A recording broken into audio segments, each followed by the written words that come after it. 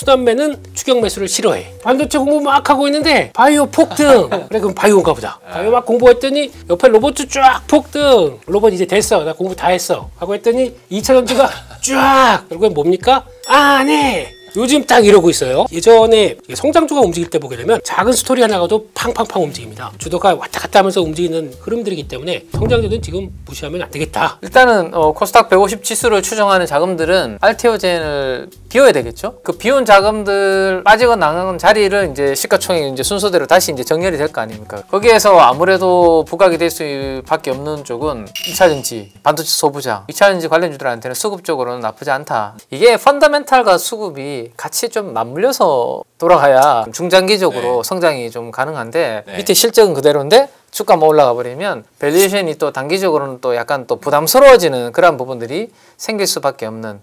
그러면 코스닥 150 지수 내에서 비중을 다시 채워야 되는데 채우고 난 다음에 어떻게 되지? 요 생각을 좀 하신다면 뭐 수급적인 측면도 그렇고 어떤 지수에 대한 숫자로만 봤을 때 종가만 보면 뭐 평이했구나 싶을 수 있는데 수급도 장중의 변화들이 참 다이나믹했고 그리고 종목군들의 흐름도 다이나믹했습니다. 오늘장 팀장님께서는 좀 어떻게 보고 계셨습니까?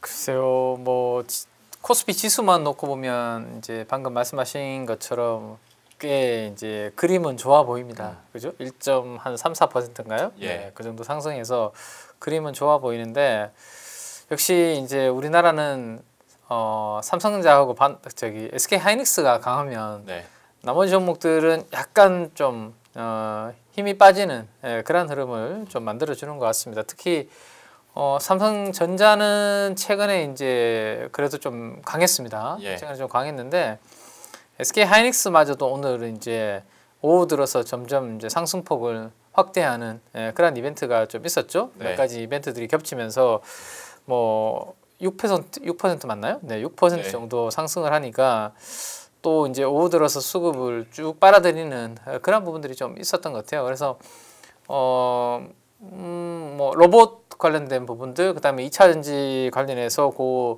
섹터 2개 정도 제외하면 코스닥이 오늘 이제 만약 2차 전지가 안 올랐으면 코스닥이 조금 힘들었을 가능성이 높은데 그나마 이제 2차 전지가 좀 오르는 바람에 좀 양호한 흐름이었는데 바이오가 생각보다 약하네, 그죠? 지난주 금요일에 이어서 오늘도 좀 약한 그러한 그림들 때문에 아무래도 반도체 또 최근에 삼성전자, SK 하이닉스 보유하신 분들은 약 한 4주 정도 쉬었어요, 지금. 제가 이렇게 카운트 해보니까 한 4주 정도 쉬었다가 좀 고개를 들고 있더라고요. 그래서 뭐 올라오는 것은 이제 반도체 대형주들을 들고 오시는 분들은 좋은데 기타 약간 중소형주들 이렇게 또 연말 연초에 이제 그 천스닥 이야기하면서 우리 코스닥 활성화 대책 관련해서 코스닥 쪽으로 이렇게 좀 포트폴리오를 많이 이제 또 뿌려놓으신 분들한테는 조금 아쉬웠던 그런 하루 아니었나 정도 말씀드릴 수 있을 것 같네요. 네, 대표님께서도 오늘 시장 좀 어떻게 보셨습니까? 네, 지수를 보면 이해가 안 되고요. 지수는 어차피 결판은 목요일 날 겁니다. 올라가는 거 가지고 뭐 뭔가 이렇게 또 막 이렇게 생각하지 마시고요.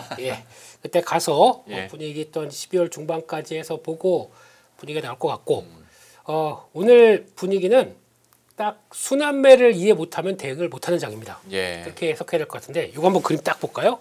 우리 또 재미나이 선생님이 재미나게 요즘 딱 이러고 있어요. 맞아요.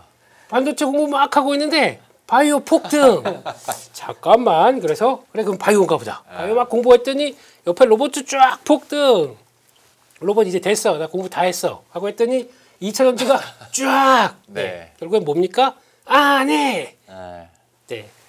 들어서 못 하겠어요. 이렇게 되면은 근데 여기서 잘 보시게 되면 어차피 지수가 레벨업이 된다라고 하게 되면 돌고 그러니까 한 단계 레벨업 됐다가 조정을 받고 그러면 다른 게 올라갔다가 조정을 받고 근데 제일 중요한 게 이럴 때 순환매를 돌아갈 때 제일 체크해야 될 게 저점입니다. 저점이 예전보다 높아지는 케이스가 나오게 되면 이게 지금은 때가 아니라고 하더라도 다음 턴에 가게 되면 또 올라오기 시작해요. 근데 저희는 저점 때 이렇게 들어가기 시작하게 되면 손절하고 싶어요. 내가 잘못 따라갔으니까 이거 어떡하나. 그게 관건이거든요. 그럴 때를 내가 얼만큼 컨트롤 잘 어차피 내가 이번 턴을 좀 실패했다가 아까 반도체 공부했다가 바이오 올라가지고 처음으로 들어갈게요. 그럼 이거 돌아갔다가 지금 반도체 오르잖아요. 그러면 그때에 그동안에 잘 비중을 관리했다가 잘 또 해서 이제 돌아설 때 그때를 관리해야 되는데 저희 잘못하게 되면 계속 올라가는 것 따라 산다. 또 이번 오늘 올라간 2차전지 올라가니까 오늘 또 따라가고 싶죠. 네, 결론은 이렇게 순환으로 돌아간다는 거 보시면서 해석하시는 게 좋겠다라고 봐야 될 것 같습니다. 어차피 뭐 코스닥 시가총액 상위 종목들 순환매로 돌아갈 거 다 어느 정도 예견을 했던 부분이기 때문에 그거에 따른 결과였다고 봐야 될 것 같고 네, 항상 추격 매수의 순환매는 추격 매수를 싫어해 이렇게 정리하겠습니다. 고장난 시계 작전이 그럼 필요하네요. 괜히 늦어가지고 따라가면 이제 방금 보여주신 저 그림처럼 되는 건데 고장난 시계도 2번은 맞으니까 그냥 고장 났어요 그냥. 사고 나서 다시 오히려 행동을 하지 않고 기다리는 게 이런 순환매장에서 특히 좀 다이나믹한 순환매장에서는 오히려 유효할 수 있겠다. 다만 이제 비중 관리를 좀 잘 해 나간다는 전제하에 또 얘기를 해주셨으니까 이것도 참고하시길 바라겠고 그것도 수급적인 측면도 대표님께 또 여쭤볼게요. 그 코스피도 그렇고 특히 외국인들이 장 초반부터 중반까지 계속 팔다가 막판에 좀 이렇게 막 들어 올리고 이런 거는 좀 우리가 물론 제가 항상 질문을 드리고도 지난번에 대표님께서 수급을 해석하려고 하지 마라 라고 말씀을 하셨지만 마음으로 받아들여라. 이거 왜 그러는 건가? 아니 너무 이게 인위적이니까 항상 여쭤보게 돼요. 이거 좀 어떻게 봐야 됩니까? 아니 뭐 그냥 오전에는 네. 2차전지 쪽으로 쭉 움직였고 네네. 그러니까 2차전지 쪽에서 매수 강도가 세지 않다 그러면 순매수를 이렇게 강하게 안 들어오겠죠. 예. 오 들어오다 보니까 하이닉스로 쭉 잡힙니다. 근데 저희가 잘 몰라서 그렇지 조방 원자력 빼고 네. 예, 조방이 또 돌아서기 시작하면서 매수 좀 들어오기 시작하잖아요. 예. 그런 것들이 쌓여 있다가 뭐 하이닉스가 좀 더 많이 사다 보니까 이렇게 쭉 들어오는 현상들. 근데 이거를 이게 그러니까 연속성이 있겠다. 그러니까 외국인들 매수해서 이제 시장을 끌어올리는 이런 과정 쪽에서 네. 저희가 그러면 저희 생각하는 건 그거죠. 그냥 들어왔다가 계속 연속적으로 쑥 사주기를 원하는데 그게 그렇게 나오지가 않지 않습니까? 그쵸. 중간중간에 한 번씩 승질내듯이 부룩부룩 밀리다 맞아요. 보니까 거기서 이제 좀 신경이 쓰이는 거죠. 근데 결론으로 보게 되면 시장 그냥 계단식 상승 패턴으로 올라오고 있었기 때문에 그냥 그런가 보다라고 해야 될 것 같고 거기다 그래서 이제 저점이 중요한 얘기가 거기서 나오는 거죠. 그래서 아마 종목들 보실 때 타이밍을 그걸 잘 봐가시면서 하시면 그렇게 큰 무리는 없지 않을까라고 혼자 생각하면서 매일 째리고 있습니다. 계속. 예. 알겠습니다. 제가 방금 전에 느낀 건데 수급 관련해서는 제가 대표님께 물어볼 때 진짜 너무 조심스럽게 얘기를 한다. 조심스럽게 너무 눈치 보면서 한국 사람이라서 그래. 할 때마다 뭐라 하시니까 한국 제가 눈치를 엄청 보면서 질문을 합니다. 이걸 또 내일 외국인들이 팔지 어떻게 합니까? 이거. 그거는 네. 알겠습니다. 수급적인 측면에서 궁금증이 있어서 근데 또 그 분위기 변화나 그 파악을 또 기가 막히게 하시니까 대표님께 한번 여쭤봤고 그러면 좀 주요 종목군들에 대해서도 한번 이야기를 하면서 시장에 대한 분석들도 좀 더 풀어 나가 보도록 하겠습니다. 뭐 저희가 일부에 특집으로 반도체에 대한 이야기를 센터장님과 얘기도 했습니다만은 아무래도 뭐 국내외 연속적으로 주요 반도체 기업들의 실적 발표가 줄줄이 있다 보니까 여기에 대한 민감도가 높아질 수밖에 없고 특히 오늘 SK하이닉스 6% 급등에 대해서도 뭐 계속 해석은 해야 되겠기에 팀장님께서 SK하이닉스를 필두로 해서 반도체 실적 전망이나 그리고 투자 전략을 좀 어떻게 해야 될지 특히 이번 주에 주요 이벤트들이 또 많다 보니까 뭐 실적 발표나 또 FOMC까지도요. 좀 전략적인 측면에서는 좀 어떻게 바라보고 계십니까? 뭐 수급적인 측면에서 되게 조심스럽죠. 대표님 말 앞에서 수급을 이야기하려니까. 네. 근데 이제 목요일 날 아까 이제 중요하다고 말씀하셨잖아요. 예. 네, 우리나라 시간으로 이제 목요일 새벽에 이제 FOMC 회의가 결정이 나고 그렇죠. 물론 이제 지금 금리 인하에 대한 부분이 이제 80% 이상 반영이 되고 있기 때문에 인하 가능성은 높고 그 다음 이제 가이던스를 어떻게 주느냐 이제 네. 여기에 더 시장은 관심을 가지고 있고 만약에 동결이라고 하더라도 주가가 이제 혹시 빠질 수 있지 않습니까? 동결이면 원래 인하 생각했다가 동결이면 빠질 수 있잖아요. 근데 그 빠지는 조정은 이제 좀 또 다시 이제 기회로 활용해야 되는 부분 중에 하나는 뭐 연준의 또 차기 연준 의장에 대해서 뭐 트럼프 그렇죠. 대통령이 뭐 헤셋을 안 친다 뭐 이런 이야기들이 나오니까 그러면 내년도에는 결국 금리 인하하겠지 또 그 생각 때문에 뭐 빠지면 또 사야 되는 거 아닌가 이런 생각들을 지금 많이 하고 계시는 상황이잖아요. 뭐 양적 완화 해야 된다는 얘기까지 나오는. 그런 이야기도까지 나오긴 하는데 그렇게 해야 될 상황인지는 잘 모르겠지만 예. 어쨌든 근데 이제 중요한 거는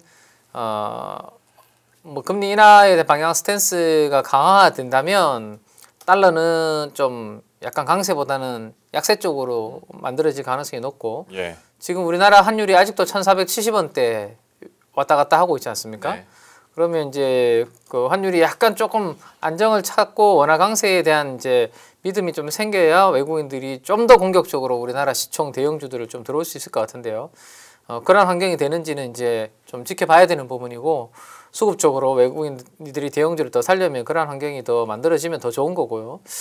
자, 지금 일단은 뭐 삼성전자와 SK하이닉스의 4분기 영업이익 컨센서스 전망치를 제가 이제 그려서 가지고 왔는데 최근에 나오는 애널리스트 분들은 다 4분기 실적에 대해서 긍정적인 이야기들을 하고 있습니다. 목표 상향을 컨센서스를 지금 상향 조정을 시키고 있는 그러한 상황이거든요. 예. 지금 삼성전자 한 15조 정도, SK하이닉스 14조 정도 버는 것으로 이야기 나오고 있는데 내년도 1Q에도 이번 4Q보다도 또 QOQ로 성장하는 걸로 대부분 컨센서스가 그렇게 잡히고 있습니다. 그래서 실적에 대한 좀 뭐 믿음 이런 부분들이 이들한테는 좀 탄탄한 뭐 좀 지지 역할을 좀 해줄 것으로 생각이 되고요.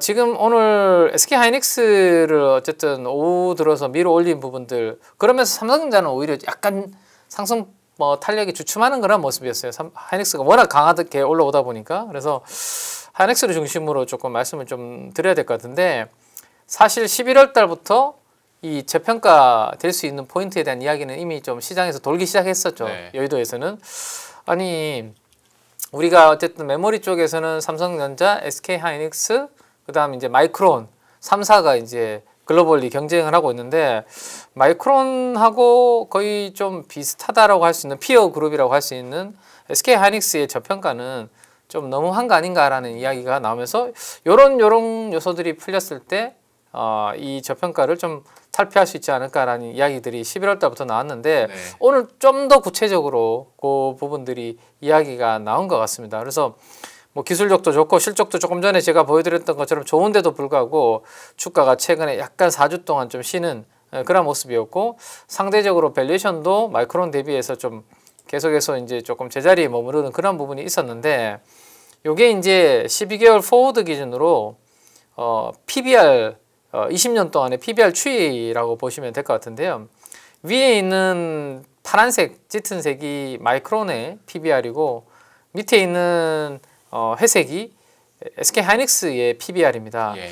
사이클이 좋을 때도 이렇게 사이클이 반도체 슈퍼 사이클이 좋을 때도 항상 마이크론 PBR이 위에 있습니다. 그죠? 네. 그러니까 자산 가치 대비해서 더 높게 평가를 받는 그런 부분들이 있었고 최근에도 마찬가지로 HBM을 SK하이닉스가 훨씬 더 잘함에도 불구하고 마이크론이 더 밸류에이션이 비싸게 거래가 되고 있으니까 좀처럼 이게 안 좁혀진다라는 거죠.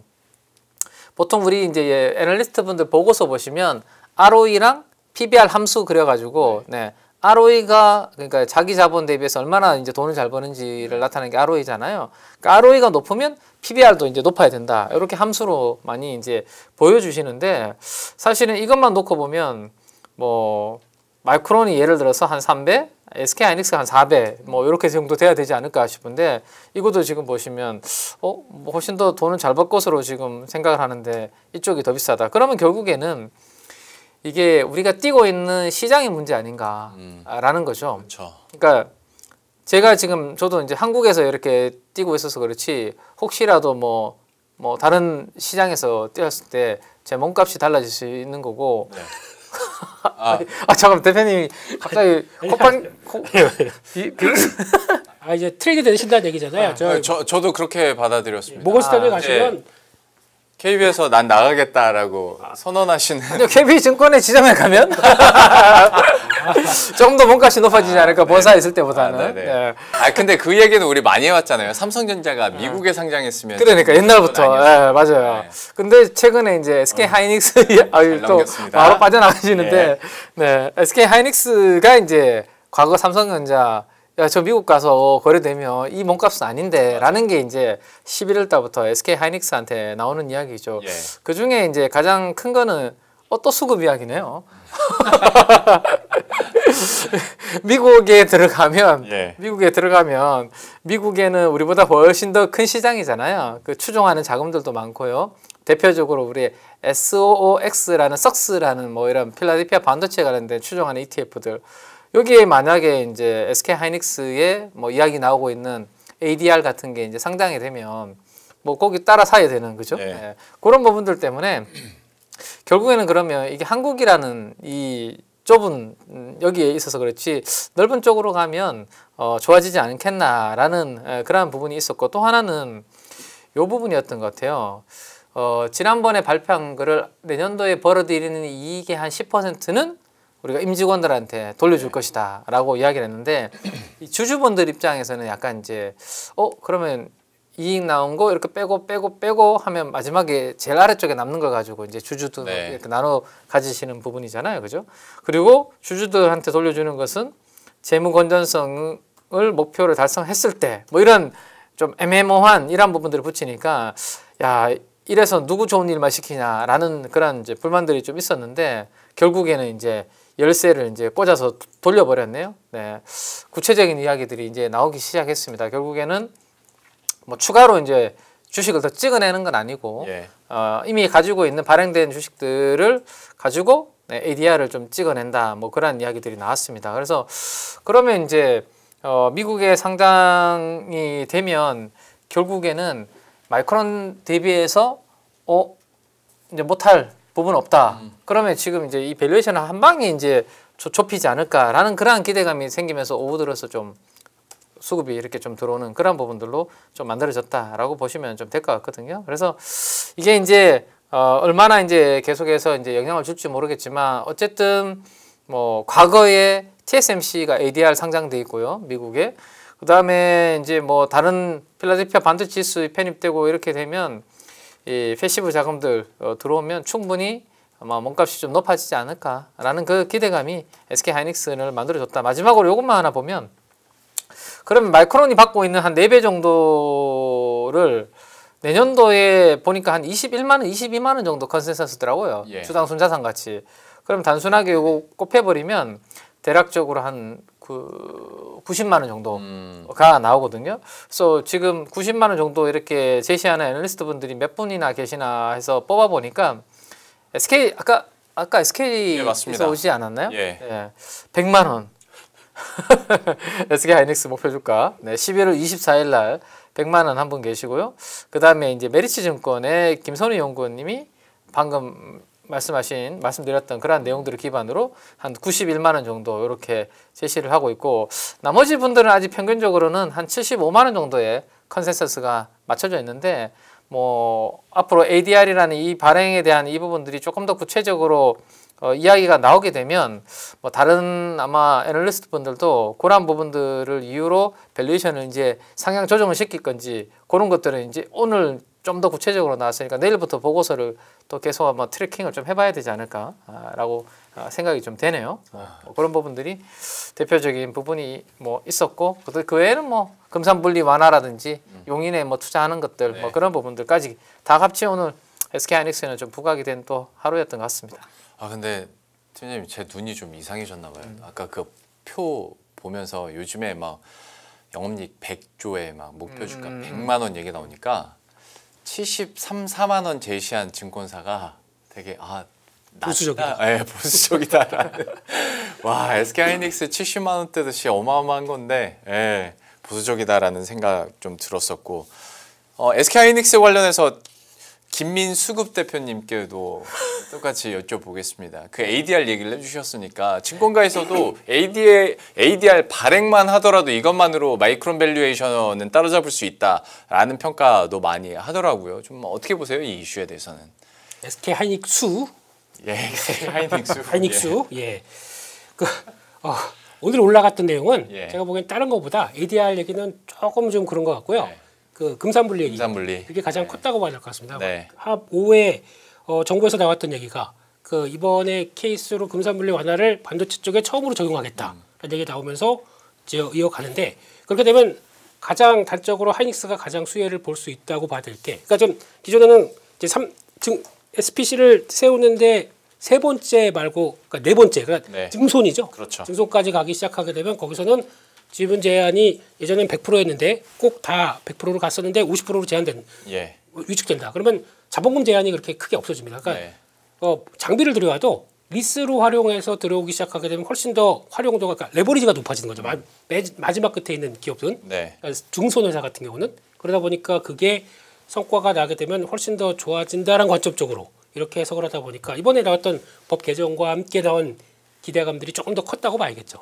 그러면 LG엔솔 오늘 급등한 것도 물론 벤츠 공급 계약 뉴스도 있었지만 네. 이것도 같은 맥락에서 비슷한 맥락입니다. 예, 그래서 처음에는 그래서 얘기 나오고도 LG에너지솔루션 별로 안 움직였어요. 한 2%대에서 왔다 갔다 하다가 예. 그런 얘기들 조금씩 돌기 시작하다 보니까 그때 오후장에 쭉 하고 올라왔었던 게 수혜 뭐야? 라고 찾는데 솔직히 수혜를 찾게 되면 대기업이 성과 내려고 투자했던 회사들은 투자 준비하는 회사들은 다 해당돼요. 예. 에코프로도 그래서 해당될 수가 있고요. 네. 그런 관점에선 들어오는데 그냥 때가 돼서 들어왔다라고 보시면 될 것 같아요.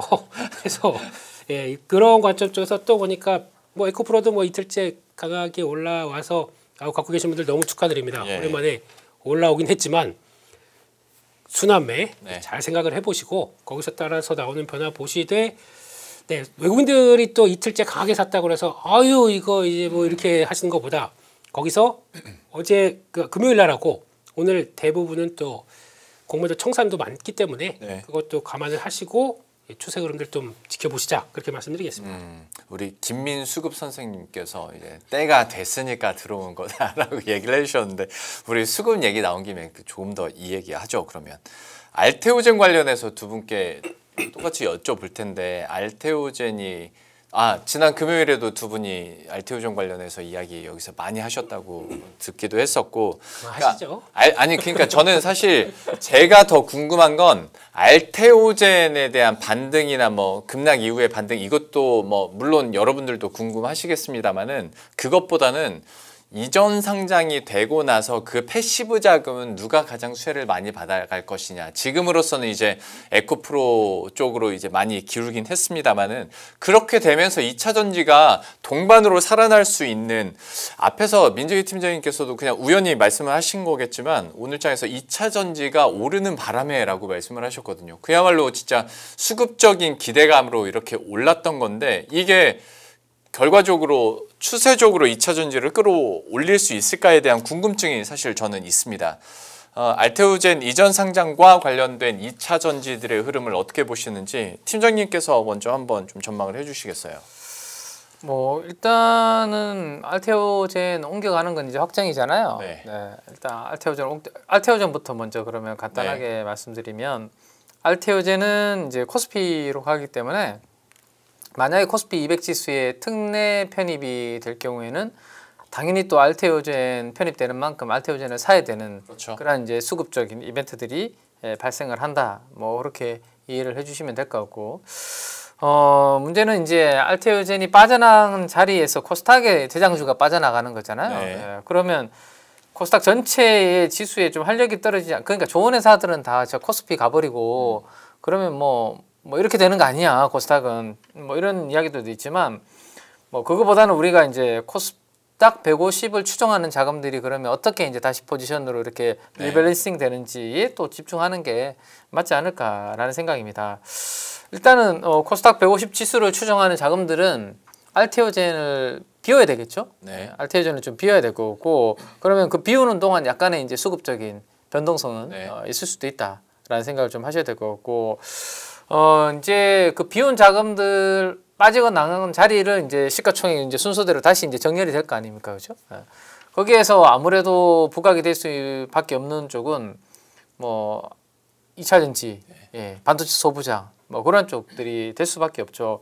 그래서 수급의 이제 빈집 상태에서 만약에 알테오젠 판 수급이 시총 대비해서 이제 또 맞춰야 되는 그런 수급들이 들어오면 뭐 2차 전지 관련주들한테는 수급적으로는 나쁘지 않다라고 말씀드릴 수 있을 것 같은데 이게 펀더멘탈과 수급이 같이 좀 맞물려서 돌아가야 그렇죠. 조금 뭔가 좀 중장기적으로 네. 성장이 좀 가능한데 단순하게 이제 수급적인 이벤트로 인해서 고 움직임이 나타나면 그 패시브 자금이 들어오고 난 다음에 결국에는 다시 이제 살 만큼 또 사 채우면 뒤에 자금이 안 들어오게 되면 네.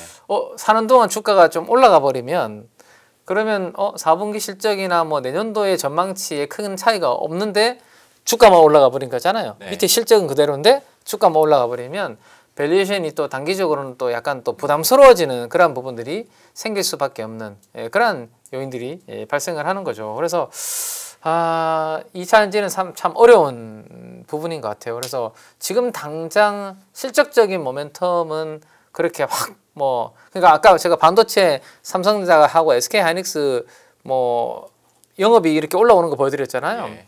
그런 지금 2차 전지의 실적 상향 조정되는 그런 구간 아니거든요, 지금. 네. 그러다 보니까 그러면 코스닥 150 지수 내에서 비중을 다시 채워야 되는데 채우고 난 다음에 어떻게 되지? 요 생각을 좀 하신다면 그러면 단기 트레이딩으로 이제 끝내야 되나?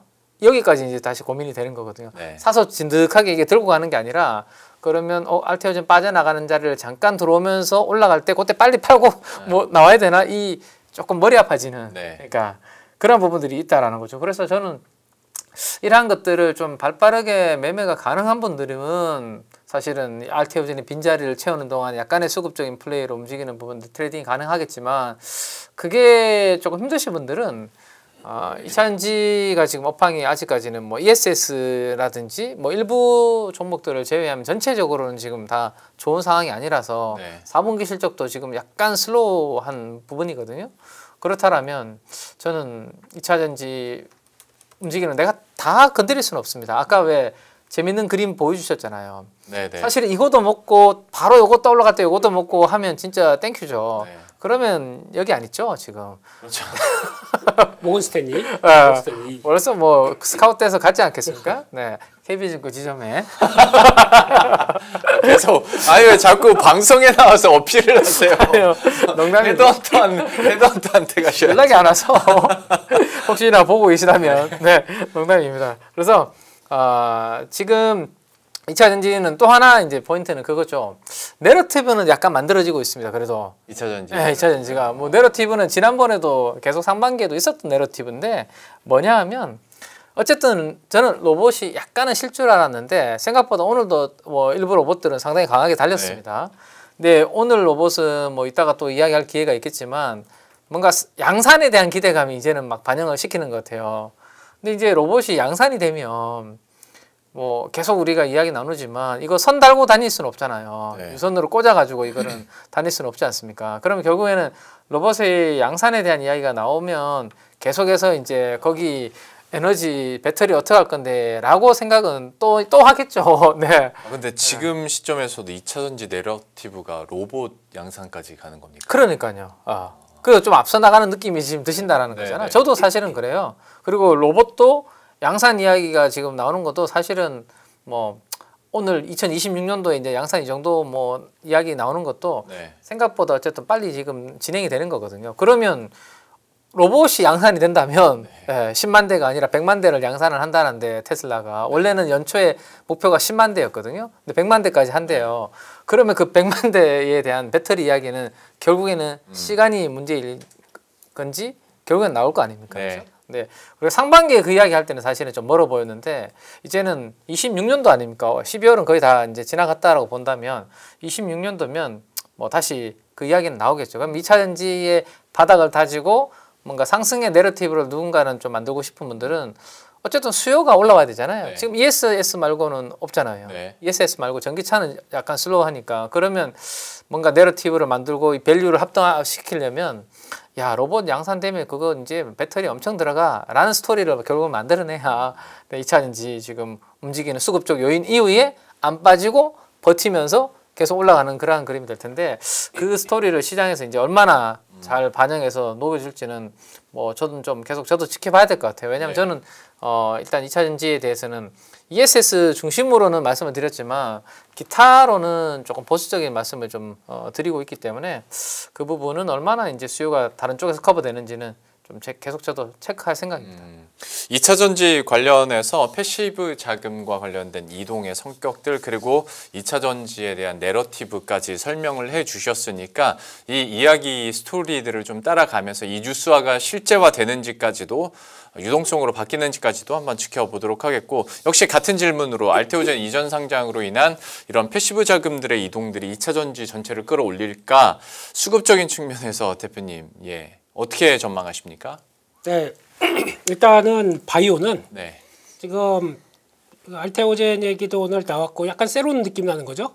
네, 그리고 그 다음에 가서는 이제 코스피답게 대응해줄게라는 쪽으로 나오다 보니까 그런 모습들이고 오늘 몇 가지 이슈가 있었는데 일단 에임드 바이오라고 이게 한 이틀 동안 상한가 갔다가 오늘 쭉 밀렸습니다. 왜 밀렸냐면 내일부터 그 알지노믹스라고 하는 또 조단위로 라이센싱 됐던 회사가 청약 들어갑니다. 그거 준비해야죠. 그러다 보니까 바이오가 좀 약간 물 빠진 거예요. 그거 준비하느라고. 지난번에 에임드 바이오 청약할 때도 이런 현상이 났었습니다. 그래서 그렇게 되면 관련돼서 같이 준비하는 쪽들은 이거 체크할 가능성이 더 높기 때문에 지난번에 1700대 1 그 경쟁률 나오고 나서 그때 되네 마네 이렇게 말 많았다 보니까 이번엔 조금 더 이쪽 신경 쓰겠다는 얘기고 하반기까지 해서 IPO가 한 6개, 7개가 더 들어올 겁니다. 원래 일반적으로는 한 3개, 4개였었는데 좀 많이 들어옵니다. 마지막 날에 그 세븐 뭐 하나 있는데 그 AI 반도체 그 설계하는 회사 그것까지 해서 시장에 몇몇 기대하는 종목 좀 오래되다 보니까 여기서 기대하던 종목들이 조금 나오기 시작하네요. 그래서 그걸 가지고 약간 시장에서는 또 계속 확인하고 있는 모습들이고 거기다 또 오늘 D&D 파마텍이 증자받고 나서 물량 나오다 보니까 또 우르르 그런 몇 가지 요인들이 엮이다 보니까 오늘은 2차 전지가 강하고 바이오가 좀 약한 이런 모습들을 보여줘. 근데 결론적으로는 지금 바이오는 쉽게 놓치면 안 되고요. 근데 지금 시가총액 한 15개 중에서 9개가 바이오 쪽일 겁니다. 이런 쪽에서 그래도 다 앞에 한 20조 대, 그러니까 지금 다 10조 대 초반에서 중반이 이제 막 지금 에코프로가 이제 들어가기 시작했던 것 같고 그런 쪽에서 다 거기서 경쟁하고 있는 마당에 조금 뭐 하나 터져라. 나 다음으로 넘어갈게 하는 회사들이 다 많기 때문에 아마 바이오 쪽에서는 계속 그런 시총 순위 싸움들이 나올 수밖에 없다고 봐야 될 것 같고 그만큼 경쟁력이 없는 것도 아니고 그래서 아마 제가 보기에는 시총 상위 쪽의 주도는 바이오주들이 계속 할 것 같다라고 보고 있고 두 번째는 2차 전지 무시하면 안 됩니다. 2차 전지도 이것도 꼭 보셔야 됩니다. 이쪽이 왜 그러냐면은 지금 이제 2차 전지도 마찬가지겠지만 예전에 그 바이오도 마찬가지고 성장주가 움직일 때 보게 되면 유동성이 들어올 거다라고 얘기하게 되면 성장주가 작은 스토리 하나가도 팡팡팡 움직입니다.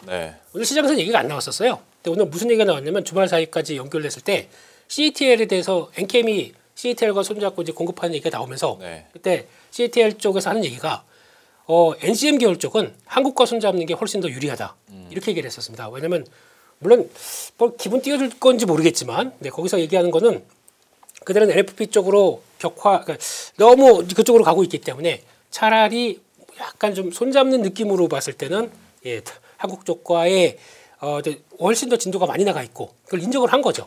그게 약간 주가에도 반영되는 과정들이 이어졌다라고 봐야 될 것 같고 그런 관점으로 봤었을 때 혹시나 그러면 이제 LFP는 뭐 그들 중심으로 ESS 쪽으로 성장하는데 추가로 NCM까지 그렇게 바뀌기 시작한다. 거기다가 벤츠 얘기. 이것도 보게 되면 LG에너지 솔루션이 당장은 뭐 4분기에 실적이 안 좋다고 하더라도 지금 내년에 이게 3월 달부터 이제 공급으로 나오기 시작하거든요. 그때부터 시작해서 2035년입니다. 그럼 장기 쪽으로 가는데 거기서 생각보다 멀지 않네?라고 하게 되면 실적보다도 이제 지금 변화를 보는 것보다 앞으로 1, 2분기면 예전만큼 무슨 앞으로 2년 뒤 이거 아니지 않습니까? 그렇게 되기 시작하게 되면 살짝 더 줄 수 있겠네라고 하다 보니까 종목들이 반응한다고 봐야겠죠. 그런 쪽으로 봤을 때는 성장주는 뭐 하나만 그 조건들 있지 않습니까? 특히 3조 시대라고 하는 그 모든 것들이 싸지는 시대 때 성장주는 매매하기가 좋습니다. 그렇기 때문에 그런 거 한번 관심 가져보시고 또 이렇게 되면 다음 또 턴할 때는 2차 전지 쪽에서 또 다른 쪽이 가요. 그러면서 또 주도가 왔다 갔다 하면서 움직이는 흐름들이기 때문에 성장주는 지금 무시하면 안 되겠다. 이런 쪽으로 보시면서 대가는 게 좋겠다고 보여집니다. 너무 복잡할 얘기를 단순하게 질문 드려서 죄송하긴 한데 바이오 놓치면 안 된다고 하고 2차 전지 무시하면 안 된다고 하셨으니 종목 선별을 그러면 어떻게 합니까? 바이오나 2차 전지 쪽으로는. 아, 선별이요? 예. 선별은 일단 시가총액 상위 종목들이죠. 아. 그게 핵심이 돼야 되겠죠. 네. 그게 먼저 꾸려나가고 연기금도 보세요. 연기금도 지금 보게 되면 10월 달에 한 200억 팔았습니다. 네. 그리고 11월 달에 이제 매수를 이제 전환되기 시작했고 지금 사이에 연기금에서 얼마를 샀냐면은 790억 샀습니다. 일주일 동안에. 네. 그렇다는 얘기 먼저 준비한다는 얘기죠. 예. 그들이 이게 그 지난주 매매 동향을 쭉 보게 되면 매수했던 순매수 금액 쪽으로 쭉 보게 되면 저희가 모르는 종목들이나 이거 못 들어봤는데 뭐 시총 1,500억짜리를 사서 끌어올린다? 없습니다. 이런 거. 다 벤치마크를 할 수밖에 없는 운명을 태어났기 때문에 시총 상위 종목들이 일단 먼저겠죠. 네, 그래서 끌어올린다 그러면 지수가 반응을 합니다. 그럼 지수 반응하면서 같이 움직이는 결과를 봤을 때는 시총 상위 쪽에서 고르는 게 더 좋겠다. 그렇게 봐야 될 것 같습니다. 알겠습니다. 2차 전지와 바이오에 대해서 워낙 이제 금리 인하기에서 성장주에 대한 모멘텀들과 또 앞서 말씀하신 내러티브까지 형성이 되고 있으니 또 여기에 대해서도 우리가 예의주시하면서 시총 상위주 종목으로 한번 노려보도록 하겠습니다. 알테오젠과 2차 전지에 대한 이야기들 이렇게 해봤고 현대차에 대해서는 이제 팀장님께 한번 여쭤보도록 하겠습니다.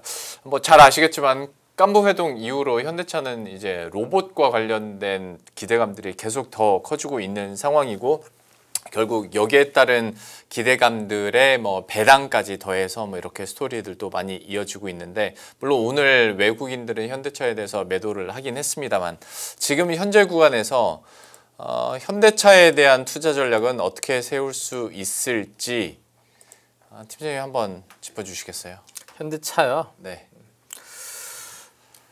자동차 본업으로 봤을 때는 아직까지 저는 뭐 그렇게 매력이 있는지는 잘 모르겠습니다, 솔직하게. 예. 네, 왜냐하면 이제 내연기관에서 어쨌든 이제 전기차라든지 자율주행 쪽으로 이제 넘어가는 구간에서 우리 이제 현대차가 얼마나 거기에서 이제 포지션을 잘 구축을 해서 MS를 가져올지 아직은 뭐 그 부분이 잘 안 보여서 네. 사실은 이제 기존에 뭐 미국에서 판매량, 뭐 유럽에서 판매량 뭐 이런 거 가지고는 사실은 딱히 성장이 안 보이기 때문에 밸류에이션이 지금까지는 5배 전후에서 계속 움직였던 거죠. 자동차 부품사들도 마찬가지고.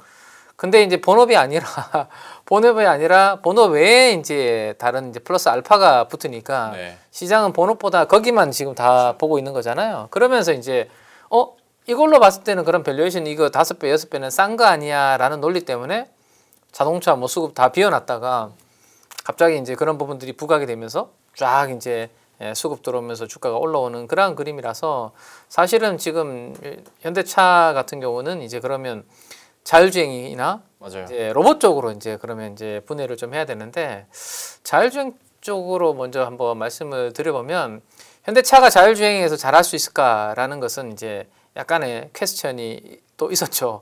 왜냐하면 이제 뭐 자율주행 쪽에서는 어쨌든 테슬라의 FSD가 워낙 강력한 그런 이제 데이터를 마일리지를 계속 쌓아오면서 합습을 해왔고 최근에 우리 뭐 영상들이 많이 있다면서요. FSD 강남에 뭐 골목길도 막 학습도 안 된 상태에서 충분히 잘 다니고 있는 그런 깜짝 놀라는 그런 썸네일 많더라고요. 네. 지난주에 대표님께서 그 이썸님 거 보라고 그래가지고 봤거든요. 진짜 시장 골목 같은 데 가는데도 야 기가 막히더라고요.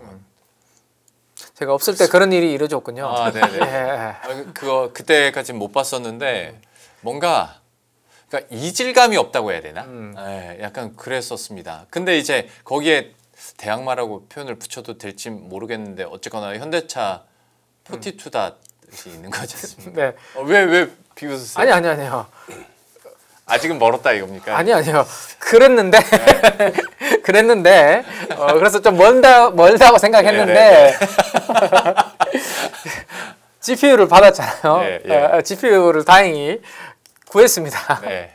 열심히 돌리면 오늘 여러모로 난처하시네요. 그러니까요. 아니 저는 그러니까 원래는 테슬라의 FSD하고 우리나라의 현대차의 자율주행을 놓고 봤을 때는 당연히 조금 저는 테슬라 쪽이 우위에 있지 않나라는 생각이 있었는데 결국에는 근데 이제 그 부분들을 좀 빨리 따라잡을 수 있는 테슬라가 학습시키는 거랑 우리 이번에 현대차가 받아오는 것도 GPU는 좀 사양이 좀 다르거든요. 네. 그러면 이거 열심히 돌리다 보면 어느 순간 빨리 따라잡을 수도 있지 않을까라는 기대감은 한번 앞으로 계속 체크를 해봐야 될 거고요. 네. 한순간에 되겠습니까 그게. 네. 지금까지 이렇게 벌어져 있는데 자꾸 좋게 포장을 하려고 하니까 이게 힘드네요. 네. 알겠습니다. 네. 무슨 말씀인지 알아들을게요. 저는 현대차를 좋아하고 예. 저도 제 차가 현대차입니다. 근데 어쨌든 벌어져 있는 격차는 격차니까요. 예. 네. 근데 지금 이제 받아온 지표를 열심히 돌리면 네. 뭐 그런 부분들을 좀 빨리 좀 격차를 축소를 좀 할 수 있지 않을까라는 기대감이 하나가 있는 거고, 그러면 이제 또 하나는 현대차가 밸류에이션이 본업에서 높게 받기 어려웠던 부분 중에 하나는 중국과의 치열한 경쟁인 거죠. 이게 중국의 자동차가 값싼 자동차가 글로벌리 이렇게 퍼지면 어쨌든 우리나라하고 경쟁을 많이 할 수밖에 없는 그런 부분들이잖아요. 예. 근데 이제 이렇게 되면 우리나라의 현대차가 어쨌든 뭐 방금 말씀드렸던 내용들로 인해서 조금 앞서 나가게 되고, 그다음에 보스턴 다이내믹스에서 뭐 양산을 뭐 잘해가지고 좀 싸게 만들 수 있을지는 모르겠지만 미국에서 뭐 어느 정도 가격이라든지 그다음에 이제 자율주행 쪽에만 성능만 올라오면 중국하고 이 위험 요인을 어느 정도 또 유지할 수 있는 그런 부분도 또 생기는 거고요. 그래서 그런 부분들이 한 가지가 있고, 두 번째는 뭐 당연히 이제 로봇인 거죠. 현대차는 지금은 이 현대차를 로봇으로 지금 시장에서는 지금 평가를 하고 있는 거 아닙니까? 네. 현대차가 보스턴 다이내믹스에 투자하면서 상당히 이제 뭐 계속 투자만 했지 거기서 과실을 딴 적이 없는데 지금까지. 근데 지금 사실은 크게 달라진 건 없거든요. 네. 뭐 상반기나 지금이나 달라진 건 없는데, 근데 지금 로봇과 뭐 로봇을 둘러싼 여러 가지 이제 좀 내러티브가 만들어지다 보니까 그럼 보스턴 다이내믹스 가지고는 현대차도 다시 재평가해 줘야 되는 거 아니야라는 그런 이제 기대감이 좀 생긴 거기 때문에 이걸 가지고 이제 트레이딩을 어떻게 할 거냐라는 거죠. 그래서 본업으로 볼 것 같으면 저는 별로 아직까지는 재미가 없다라는 게 제 생각이고, 그게 아니라 만약에 이제 자율주행 좀 따라잡을 수 있고 그다음에 로봇에 있어서도 이제 뭐 제대로 된 양산으로 들어가는 그런 부분으로 본다라면 이 밸류에이션은 이제 올라와서 7배잖아요. 네. 이 밸류에이션은 기관 투자가들 입장에서 로봇 관련주로 담는다라고 했을 때는 뭐 부담이 없는 밸류다 보니까 뭐 조정 구간에서는 아무래도 수급적으로는 조금 계속 들어올 수 있는 그런 이제 환경이 되지 않을까, 뭐 그렇게 생각을 하고 있습니다. 현대차에 대해서는. 알겠습니다. 로봇 관련된 모멘텀으로 현대차 여쭤봤는데 팀장님께서 먼저 자율주행 얘기를 꺼내시면서 갑자기 현대차를 이렇게 막 좋게 얘기해 주시고 커버를 해 주셨는데, 일단 여기는 아직 먼 것 같고, 근데 로봇과 관련된 모멘텀으로, 그리고 물론 지난 금요일에 11% 급등하고 오늘 강보합권, 그리고 지난 한 주도 참 많이 올랐지만 여전히 밸류는 낮다라는 부분까지도 짚어주셨고, 혹시 현대차에 대해서 대표님께서도 좀 첨언해 주실 내용이 있으실까요? 네, 현대차의 자율주행 관련된 쪽이 포티투닷, 예. 이게 원래 수장이 바뀌셨죠. 네. 그래서 이거를 포기하는 줄 알았습니다. 주말 사이에 영상을 공개했네요. 네. 공개하면서 우리 살아있네 이거 나가기 시작하는 것 같습니다. 그래서 괜찮으셨어요? 살아있네요. 아니요. 괜찮았나요 이거? 그 영상. 영상 보고 많이 따라가는구나 생각이 듭니다. 지금 원래는 공식적으로 자율주행 2 정도밖에 얘기를 안 하고 있는데 예. 생각보다 많이 올라오고 있는 것 중에 하나가 보니까 AI가 탑재돼 있어요. 네. 아트리아라고는 AI가 탑재가 돼 있고 거기서 성과를 내기 시작하면서 움직인다 그러면, 그러니까 유사하게 FSD 많이 따라갑니다. 그 또 FSD 같은 경우도 지금 카메라 8개 갖고 움직이잖아요. 근데 거기서 이 비전 센서라고 그래가지고 이게 초당 36프레임이에요. 네. 그러니까 얼마큼 착착착 들어오는 겁니까? 그래서 뭐 그걸 가지고 거기서 그게 센서 기능을 하는 거죠. 8개가. 네. 근데 이번에 포티투닷은 8개 똑같습니다. 거기다가 라이다가 들어가 있어요. 차이가 고게 좀 차이가 있는데 그럼에도 불구하고 그 정도 고해상도를 해결해서 성과를 내는 흐름들과 맞춰갈 수 아직은 조금 멀었어요. 그렇게 나가기 시작하게 되면 우리 사업부 아직 건재하다라는 쪽에 대한 약간 광고 효과라고도 볼 수 있겠죠. 그래서 아마 현대차도 쫓아가긴 쫓아가는데 아마 이게 제가 보기엔 가장 큰 관건은 법령. 이게 규제가 더 제일 중요한 것 같아요. 그게 이제 미국은 법령. 예. 발음이 이상했나요? 아니, 범용인 줄 알고. 원래 발음은 더럽습니다, 제가. 말 속도도 빠르다고 아니. 하시더라고요. 뭐라고 하시죠, 왜? 네. 그래서 그거 같은 경우가 조금만 지원돼 주게 되면 우리도 그렇게 뭐 크게 흔들리지 않지 않을까라고 생각하면서 그렇게 나가는 것도 보셔야 될 것 같고 현대차는 차량 판매로만 생각했다가 네. 지난번에 엔비디아 나오고 그때 처음 반응 나올 때 뒤통수가 띵 이랬었죠. 그래서 현대차를 접근하시려면 차라리 어차피 성장주 접근이다. 네. 소프트웨어 하세요. 소프트웨어가 최고입니다. 성장주는 하드웨어로 이제 딱 캡이 씌워져 있는 것보다 소프트웨어에 대한 밸류를 끌고 오기가 제일 좋다. 그런 쪽에서 무슨 얘기 드린지는 아실 거예요. 무슨 종목 얘기 드리는지는. 네, 거기까지만 하겠습니다. 네. 근데 그룹 안에서 말씀하시는 거잖아요. 아이고 또 현대차 그룹 안에서. 이제 몇 주 전에 또 추천한 종목에서 또 나올까봐 그냥 넘어가겠습니다. 그냥 아니, 네. 추천도 하세요 여기서? 아니요 여기 말고 아니, 언급은 드렸었어요. 그래서 저라면 이 회사를 하겠습니다라고 말씀을 드렸거든요. 그 뒤로 한 50% 이상 팍 올라와서 그냥 저는 이제 모르겠습니다 이제. 여기서 추천하신 줄 알고 좀 서운할 뻔했습니다. 왜요? 여기서는 종목명도 저랑 할 때는 말씀 안 하시잖아요. 아 월요일은 안 해요. 알겠습니다. 현대차 그룹에 대해서 역시 방점은 결국에는 로봇과 관련된 이야기들이 좀 방점으로 찍힐 수밖에 없고 근데 다만 현대차에 대해서 그 모멘텀을 가지고 있고 뭐 자율주행과 관련된 모멘텀을 내가 본다면 소프트웨어 쪽에 조금 더 집중하자라는 초반까지도 이렇게 들어봤습니다. 그리고 이제 또 한 가지 섹터군에서 산업군에서 방산주 얘기 한번 해보도록 하겠습니다.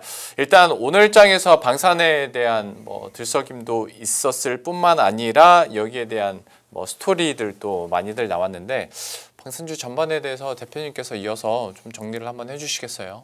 네, 방산주는 주말에 나왔던 미국의 NSS 네. 이거 공개한 거 보고 저는 솔직히 조금 충격받았습니다. 왜요? 미국이 네. 이렇게 솔직한 보고서를 보냈나? 이런 생각이 들어가지고 예. 딱 내용들이 그거예요. 중국이 너무 무서워.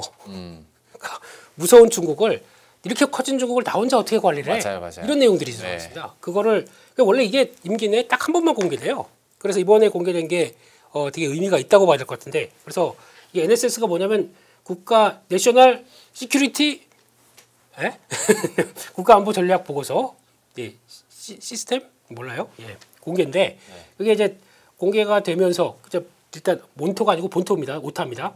최우선 순위를 미국 본토에 대한 위협 이것까지 다 포괄적으로 담아놨습니다. 그러다 보니까 거기 들어가는 게 마약, 이민, 범죄 이것까지 다 포함됐는데 거기서 이제 상대국으로 이제 중국을 가장 많이 지목한 거죠. 예. 그런 쪽으로 나오는데 그러다 보니까 우리가 이거 다 못해. 우리는 우리 거 하기도 바빠. 그래서 세계 경찰을 포기했다는 내용들이 다 담겨 있는 내용들인데 일단 중국의 견제는 계속 할 겁니다. 하지만 아직까지 내가 다 힘들기 때문에 좀 도와주세요라는 느낌들. 그러니까 동맹국들은 니들이 뭉쳐서든 어떻게든 집단 방위 알아서 참여해서 만약에 우리랑 같이 움직이자라는 쪽들이 큽니다. 그러면 동맹국도 힘이 있어야겠죠. 그렇기 때문에 방위비 증액은 당연하다라는 쪽으로 강조를 해서 이번에 나왔던 게 그거 아닙니까? 그래서 이스라엘, 한국 같은 방산의 모범 국가들 딱 명시했지 않습니까? 이런 쪽들을 보게 되면 잘하고 있다. 유럽 반성하라. 이렇게 나가고 있죠. 근데 조금 이따 보시면 반성하고 있습니다. 유럽도. 그래서 일단 글로벌 방위비 증액 트렌드는 계속될 수밖에 없는 약간 큰 그림이 여기서 나왔다라고 봐야 될 것 같고 그것 때문인지 오늘 이제 방산주가 쓱 움직이기 시작하죠. 네. 또 유럽 세이프가 발동됩니다. 이게 유럽 안보 행동이라고 그래서 이게 다 공동 구매하기 위해서 대출 실행하는 그거 얘기 나왔던 부분들이 이제 들어가는 거죠. 그래서 220조 나왔던 게 무기 공동 구매가 3분기까지 대출 신청이 다 완료가 됐어요. 그런데 저요 하고 손들었죠. 그 중에서 저희가 관심이 많은 국가 폴란드 30%, 루마니아 15% 합치면 45% 이거를 거의 100조 가까이가 들어간 거네요. 그러면 220조에 한 45%면 그 정도쯤 되겠죠. 그러면 이거 뭐 할 것이냐. 예, 폴란드 여기 나오면서 폴란드 K2 전차 3차 얘기가 나오기 시작해요. 그리고 폴란드가 어차피 거점으로 만들고 루마니아부터 동유럽 쪽을 내가 책임질게 이런 느낌으로 많이 얘기를 한다고 하더라고요. 그렇게 되면은 거기서 성과 나오게 되면 대출이 바로 대출이 아니고 대출이 졸면서 썼어요. 졸면서. 예. 2026년 초에 대출이 집행됩니다. 예. 그러면 초에 되면서 이제 돈 들어오면서 뭔가 또 수주에 대한 얘기가 또 나올 수가 있겠죠. 네. 그런데 중요한 건 주가는 많이 빠져 있습니다. 그럼 당연히 변화가 나오기 시작하겠죠.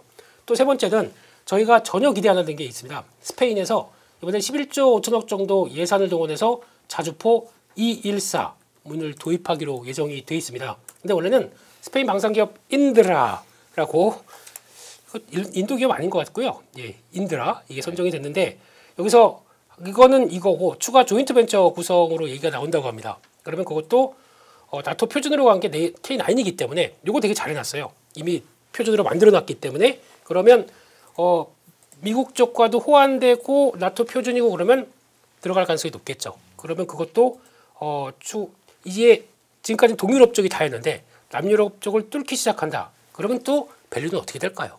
확장될 수가 있겠죠. 그런 쪽으로 보다 보니까 방산이 변하고 있다. 가장 중요한 건 방산주 고점 대비해서 20% 이상 저점 지난번에 찍은 것까지 하게 되면 거의 30% 하락했습니다. 그럼 어떤 현상이 나오냐면 저희가 이제 막 올라갈 때 보면 한화에어로스페이스 이제 PER 기준 30배 막 이렇게 나왔었잖아요. 30배 뭐 35배. 근데 이제 20배 초반으로 떨어지고 현대로템 20배가 안 돼요. 이렇게 되게 되면 당연히 그렇다고 해서 뭐 수주 받은 거 가지고 실적 뭐 빠지는 게 있습니까? 여전히 장기 성장은 유지가 되죠. 그러면 지금 어떻게 봐야 될까? 이게 가장 큰 핵심이기 때문에 방사는 항상 그래요. 올라가서 막 얘기 나올 때는 또 저희는 그때 관심 있고 이럴 때 관심 없지 않습니까? 밑에 있을 때는. 근데 항상 주가는 밑에 있을 때 관심 있는 게 가장 좋다. 그렇게 봐야 될 것 같습니다. 그 우크라이나랑 러시아 전쟁 종전 불협화음은 막 방산주 입장에서 그냥 노이즈 정도로 보십니까? 저렇게 막 모멘텀으로 꼽을 정도는 아니고. 그럼 만약에 종전했다 쳐볼게요. 네. 그걸로 끝일까요? 그런 건 아니고. 그럼 러시아 입장으로 봤을 때는 우크라이나에 대해서 그럼 자기 요구하는 거 있잖아요. 그러면 그 감바스 지역부터 요게 다 내놔라. 그리고 또 자산 동결한 거 그냥 다시 줘라. 뭐 이런 식으로 나갈 거 아닙니까? 자기 요구가 관철돼서 만약에 휴전이 됐다. 내가 이긴 느낌이 나죠. 다음은 어디 준비해서 이렇게 나갈 가능성이 높기 때문에 이게 제가 보기엔 종전이 아니라 우크라이나라만 요쪽만 끝이지. 그렇죠. 예, 그렇게 확산될 수도 있기 때문에 뭐 그냥 그거는 진행 중이라고 봐야 될 것 같습니다. 알겠습니다. 방산주에 대해서 이렇게 살펴봤고 팀장님께도 좀 여쭤보도록 할 텐데 사실 방산주 플러스 이제 항공우주까지도 좀 스토리가 된다면 한번 투자 의견이나 전략 한번 얘기를 해주시겠어요? 방금 이제 밸류에이션을 이제 우리 대표님께서 말씀을 해주셔가지고 저도 이제 뭐 만들어 놓은 로직 순식간에 제가 한번 돌려봤는데 이거 한번 먼저 보고 가면 좋을 것 같습니다. 뭐 나름대로 시장에 시가총액 큰 주식들 뭐 이렇게 항상 계산을 하고 있는데 여기에 있거든요. 한화에어로스페이스 방산에서는 시가총액 어쨌든 제일 크잖아요, 그죠? 19배입니다. 포워드 기준으로 1년 뒤에 벌어들일 이익 대비해서 이제 오늘 19배에서 거래가 되고 있거든요. 방산의 대장주를 19배에서 산다. 우리 얼마 전만 하더라도 이거 25배, 30배 뭐 이렇게 이야기했다라면 10배 후반에 있는 요거는 뭐 밸류에이션 부담이 이제 많이 줄어든 그런 부분으로 보시면 될 것 같고요. 거기에서 오늘 아까 말씀하셨던 여러 가지 모멘텀으로 인해서 이렇게 오늘 기관과 외국인들이 쌍끌이가 들어왔기 때문에 요 정도 언저리에서 좀 가격 조정은 좀 마무리될 가능성을 이제 한번 보시면 될 것 같고 저는 사실은 주말에 요 뉴스 보면서 방산이 다시 또 움직임이 나타나나 생각했는데 이건 연합뉴스 기사니까 아마 나가도 되지 않을까 싶습니다. 독일이 난리가 났더라고요. 젊은 친구들이 이제 그 징병제를 부활을 한다라고 하니까 병역제도 개편을 한다고 하니까 이제 학생들이 수업 거부하고 거리로 나와서 시위를 다 하더라고요. 그러니까 병역 의무를 지금까지는 이제 그렇게 안 하다가 이제 강제적으로 이제 그러면 이제 신체 건강한 친구들은 와야 된다. 뭐 이렇게 바뀌면 불만이 있을 수 있지 않습니까? 당연하죠. 당연히 불만이 있죠. 그래서 이제 왜 이렇게 하는지에 대한 이제 인터뷰가 나왔는데 러시아의 위협에 이대로 있을 수는 없다라는 게 독일이 이렇게 바꾸려고 하는 부분들이었거든요. 그러면 뭐 방산에 대해서 방금 이제 질문을 주셨지만 지금 분위기상으로 흘러가는 분위기상으로 봤을 때는 다음 러시아의 타켓을 본인들이 되지 않기 위해서 군인도 지금 이렇게 보강을 해야 되고 뭐 여러 가지 이제 뭐 여러 가지 뭐 무기라든지 이런 체계도 다시 한번 다 해야 된다라는 거면 너무 다른 쪽으로 이제 수급 쏠림으로 인해서 방산주들이 그리고 이제 또 모멘텀이 약간 슬로우하기도 했죠. 뭐 그런 부분으로 좀 주가가 빠져 있는 거라면 내년도에 따박따박 또 수주 받은 거 슬쩍 나오는 거기에 우리나라의 방사는 계속 수출하려고 하는 정부에서도 드라이브를 걸려고 하는 부분들이 있다 보니까 저는 뭐 이런 부분들에 있어서 우리나라 국내 방산주들은 계속 좀 수혜를 받아갈 수 있지 않을까라는 생각에 지금 구간에서는 뭐 크게 부담 없는 부분 아닌가라고 생각이 되네요. 저는. 네. 방산주 중에서는 그러니까 우리가 소위 이걸 우주항공이랑 통틀어서 보면 진짜 우주항공 같이 영위하는 데도 있고 그야말로 방산 수출에 주력하는 데도 있는데 지금은 그러면 방산 쪽에 조금 더 캐파가 큰 쪽을 노리는 게 맞는 겁니까? 그렇죠. 우주 항공은 이제 말씀하신 거 우리 달나라 가는 거 말씀하시는 거죠? 그렇죠. 네. 근데 그거는 이제 스페이스X 지금 방금 조롱하신 거죠? 아니요. 저는 우리 전투기 관련된 질문을 하셨나 했는데 보니까 그게 아니라 이제 우주 저기 화성 우주 나로도 쏘고 네 그거 말씀하신 것더라고 느낌이 그죠. 네. 근데 그게 이제 몸값이 어느 정도 지금 책정이 되고 있거든요. 스페이스X IPO 하면서 주식 이제 구주 매각 이야기 나오면서 8천억 달러 이야기가 나오면서 오픈 AI가 5천억 달러인데 그거보다 훨씬 더 뭐 높게 이런 이야기 나오면서 뭐 사실은 그 스토리로 따지면 우리나라에 최근에 이제 관련된 기업들한테는 뭐 나쁘지 않은 거죠. 네, 그 몸값이 그렇게 올라가는 것은. 네. 알겠습니다.